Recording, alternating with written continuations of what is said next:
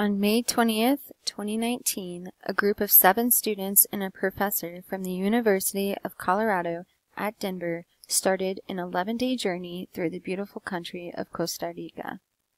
These 11 days exploring different climates and regions around the country allowed for a course over sustainable development and resources adaptive management in Costa Rica to take place. The best thing about this course is that it did not even feel like a class per se, but living life, having a good time, yet learning loads of new things. The way that Professor Dr. Rafael Moreno designed this course was perfect. After doing this Maymester for 7 years now, the course has been perfected, one could say the least. The picture in the middle of the screen is the trail that we traveled. We started out in San Jose. We then traveled northeast to La Selva. We then traveled west to visit La Fortuna and the Arenal volcano.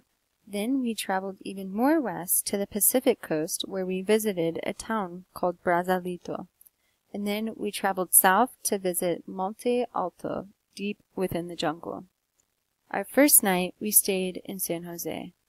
We went out to eat down the street from our hotel and had a local Costa Rican dish consisting of gallo pinto, which is rice and beans. It was super neat because this restaurant actually put that dish inside of a coconut shell.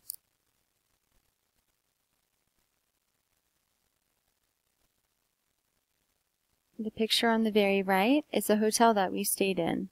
This hotel has been transformed from an old coffee plantation home, and there are some rich historical pictures on the inside.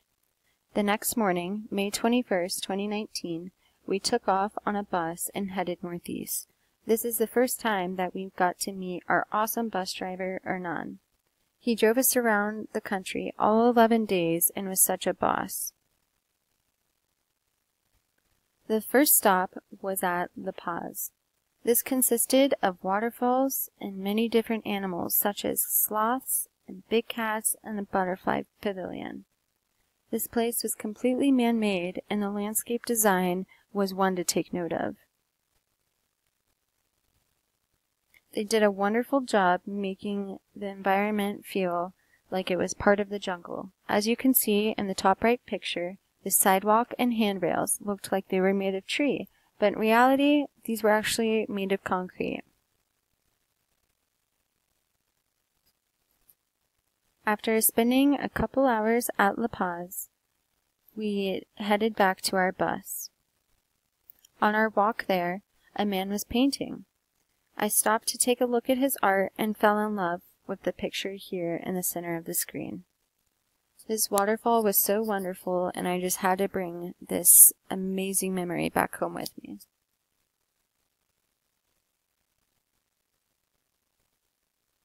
We then drove to La Selva Biological Reserve, where we would stay for 3 nights. This is a very special reserve, for it resides in a humid tropical rainforest, and many researchers come here and publish papers. We had delicious food here, went on hikes with our tour guide Kevin, saw a snake, howler monkeys, and ate exotic fruits straight from the tree. We also visited the local town of Puerto Viejo. It was here at La Selva where my obsession and curiosity with fungi began. For the rest of the trip, mushrooms were what were catching my eyes while on hikes. The next day, day 3, we woke up and went river rafting in the Sarapiqui River. This was loads of fun.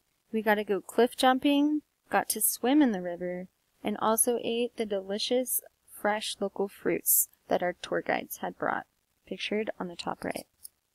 Our guides were fun and full of great knowledge. It was such an honor to stay at La Selva and such a humbling experience that I'll never forget. Day 4, we drove west towards the city of La Fortuna. This is where the Arenal volcano is. On our drive there, we passed these huge plantations, lots of pineapples and bananas, as you can see on the screen. The picture on the left is a view of Arenal volcano from our hotel, and this was a lovely place to stay as well. We went ziplining and on a hike at the Arenal Volcano National Park. We got to ride on the second highest zip line in the world over a vast rainforest overlooking a large reservoir called Lake Arenal.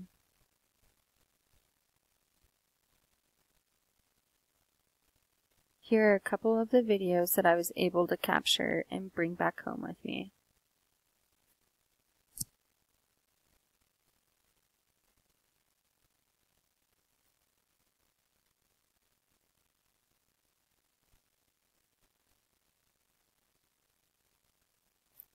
This lake produces hydroelectrical energy for the country of Costa Rica. We also got to go on a hike with an extremely knowledgeable tour guide. We saw many different creatures and enormous trees. It was so humbling to be surrounded by such a vast rainforest with old, huge trees and a volcano close by. The energy was great.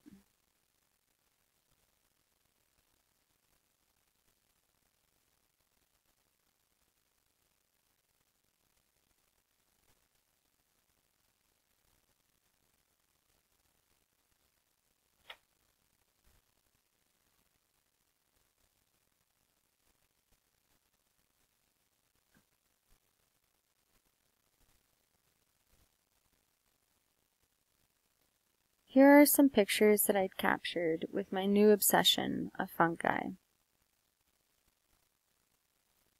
I was so amazed and still am amazed by this. Fungi grows on these logs and they come in all shapes and sizes and even different textures too. It was mind-blowing that there can be such a wide variety of different kinds of fungi only on one log.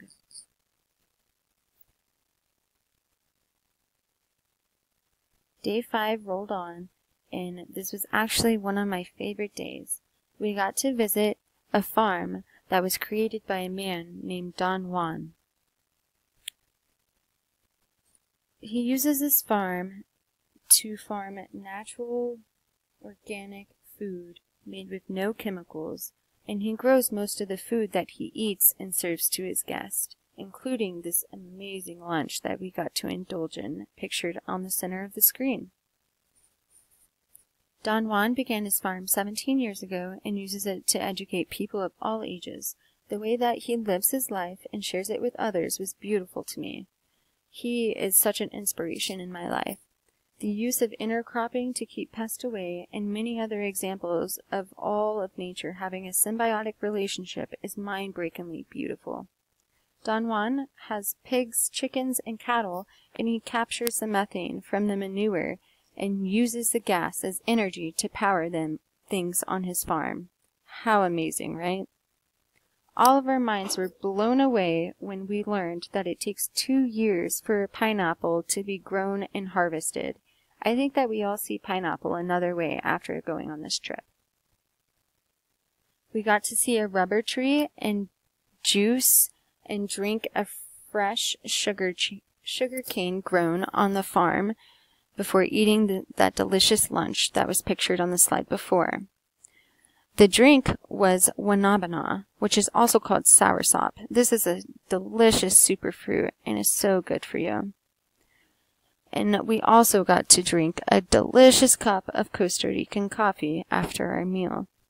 Don Juan shared his story with us, and we all left feeling extremely inspired. That night, we visited a hot springs in La Fortuna, which was unbelievably amazing.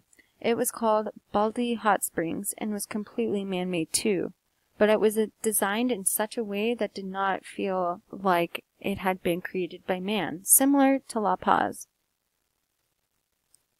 The next day, day 6, we drove to the west coast to a town called Brazalito. We stayed in Brazalito for 2 nights.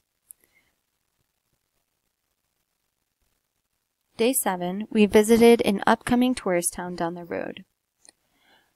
As a group, we talked about how this area along the coastline is being developed like crazy, and that the cute little hotel that we stayed in will probably not be there within the next couple of years, unfortunately, and will be replaced with big touristy hotels.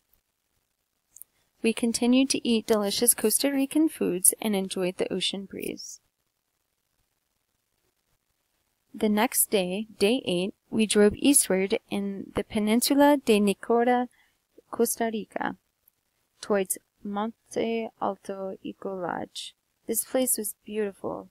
It is a non-profit environmental project that was privately funded to re-establish the local river for water. The Zona Protectora Monte Alto project started in 1992, after there was a long time when the river had dried up and the local community had suffered. The land that Monte Alto Ecolodge resides on was an old-growth forest 85 years ago. After farmers moved in on the land and deforested it, erosion occurred and things went downhill from there. The local community has slowly been purchasing the land around and restoring it, as well as making a home for many different species, including howler monkeys that we literally got to wake up right next to. This is an experience that I'll never forget. Although, as you can see, sleeping arrangements were extremely exposed, I really appreciated this experience.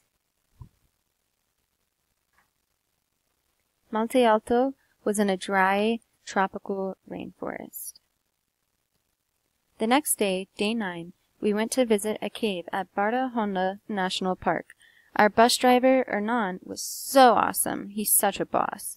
He backed up the bus for us so that we wouldn't have to walk through the mud and the rivers. He backed up the bus through 2 rivers and mud. The people in this country are so extremely kind. Exploring a massive cave was a highlight of the trip that I found that it was something that I was extremely interested in. This cave used to be a coral reef long ago and has been around for many years. The hike to the cave was 5 miles round trip, and on the way back we got to stand directly under a pack of howler monkeys with babies. So neat! The next day, day 10, we said our goodbyes to the jungle and drove east towards the Central American megacity, San Jose. We passed many plantations, including coffee, pineapple, bananas, teak, and rice. It was a long drive back to San Jose, but once we arrived at our hotel, we refreshed and then hit the town to check it out. Day 11 came by and we visited the National Museum of Costa Rica. This museum was huge and had so much cool information inside of it. I would love to go back there one day and spend all day there. We walked around the city some more, grabbed some lunch, and then walked to a big supermarket place where there were a bunch of vendors inside of a warehouse. This was such a cool experience, but honestly it was pretty overwhelming with so much that was going on inside of there. Day 12 comes sooner than later. We wake up super early and head out for the airport. Our 11-day journey in a beautiful country such as Costa Rica was coming to an end. I will never forget this Maymester. I have gained so much knowledge and made some great friends. I highly recommend the study abroad trip for any individual, or just going to Costa Rica in general and experience the amazing country for what it truly is. Pura vida.